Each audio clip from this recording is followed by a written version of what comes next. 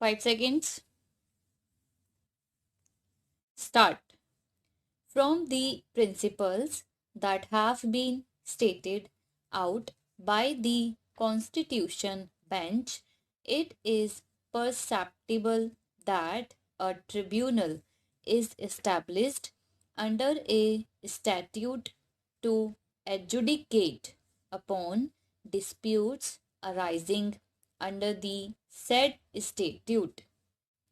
The tribunal under the RBD Act has been established with a specific purpose, and we have already focused on the same.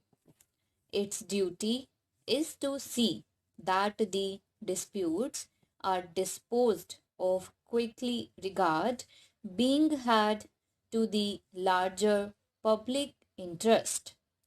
It is also graphically clear that the role of the tribunal has not been fettered by technicalities. The tribunal is required to bestow attention and give priority to the real controversy before it arising out of the special legislations.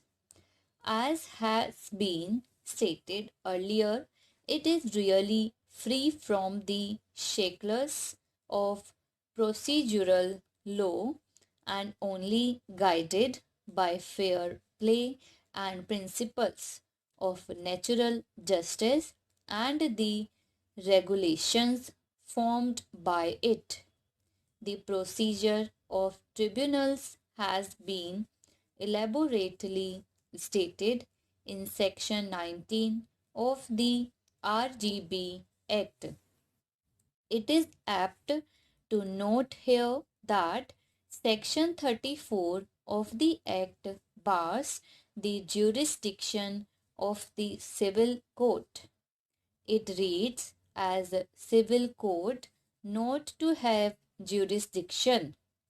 No civil court shall have jurisdiction to entertain any suit or proceeding in respect of any matter which a debt recovery tribunal or the appellant tribunal is empowered by or under this act to determine, and no injunction shall be granted by any court or other authority is respect of any action taken or to be taken in pursuance of any power conferred by or under this act or under the recovery of debts due to banks and financial institutions Act 1993. Section 34 of the RDB Act provides that the said act would have overriding effect. We have referred to the aforesaid provisions to singularly highlight that the genuine purpose with which the tribunals have been established is to put the controversy to rest between the banks and the borrowers and any third party who has acquired any interest. They have been conferred jurisdiction by special legislations to exercise a particular power in a particular manner as provided under the Act.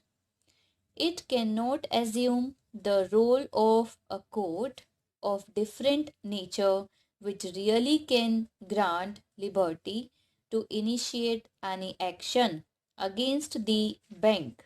It is only required to decide the matter that comes within its own domain.